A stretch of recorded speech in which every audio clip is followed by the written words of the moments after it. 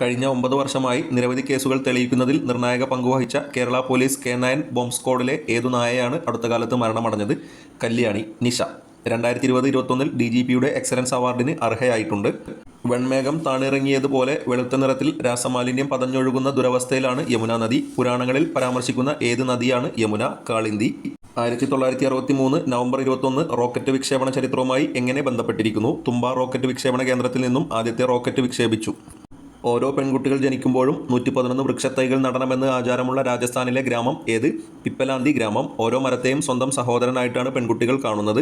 മരം നടുക മാത്രമല്ല, ജനിച്ച പെൺകുട്ടികളുടെ പേരിൽ 31,000 രൂപ 20 വർഷത്തേക്ക് ഗ്രാമം നിക്ഷേപിക്കുമത്രേ. നാം യക്ഷിക്കഥകളിലും മറ്റും വായിച്ചറിഞ്ഞ വാമ്പയർ വവ്വാലുകൾ പരത്തുന്ന പ്രധാന ജന്തുജന്യ രോഗം. ലാറ്റിൻ അമേരിക്കയിലും മറ്റും രക്തം കുടിക്കുന്ന ഇത്തരം വാമ്പയർ വവ്വാലുകൾ റാബീസ് പരത്തുന്നതിൽ പ്രധാനിയാണ്.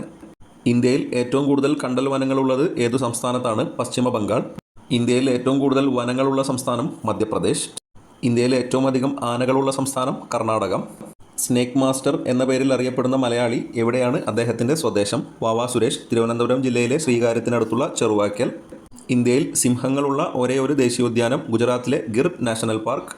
ജീവികളെ ശാസ്ത്രീയമായി വർഗീകരിക്കുന്ന ശാസ്ത്രശാഖയുടെ പേര് ടാക്സോണമി. മരങ്ങൾ വെട്ടാതിരിക്കാനായി ഗ്രാമീണർ മരങ്ങൾ കെട്ടിപ്പുണർന്നു നിന്നുകൊണ്ടുള്ള വ്യത്യസ്തമായൊരു വനസംരക്ഷണ പ്രസ്ഥാനം 1970 ഇന്ത്യയിൽ രൂപം കൊണ്ടു. ഏതാണ് പ്രസ്ഥാനം? ചിപ്കോ പ്രസ്ഥാനം. World wide fund for nature എന്ന ആഗോള പരിസ്ഥിതി സംഘടനയുടെ ഔദ്യോഗിക ചിഹ്നം ഒരു മൃഗത്തിൻ്റെയാണ്. ഏതാണ് മൃഗം? ഭീമൻ പാണ്ട. കണ്ണിൽ കാണുന്ന ഏതു മൃഗത്തെയും ഭക്ഷിക്കുന്ന മാംസബുക്കുകളാണല്ലോ ധ്രുവക്കരടികൾ. എന്നാൽ ഇവ ഒരിക്കലും ഒരു പെൻഗിനെ തിന്നാറില്ല. കാരണം എന്ത്?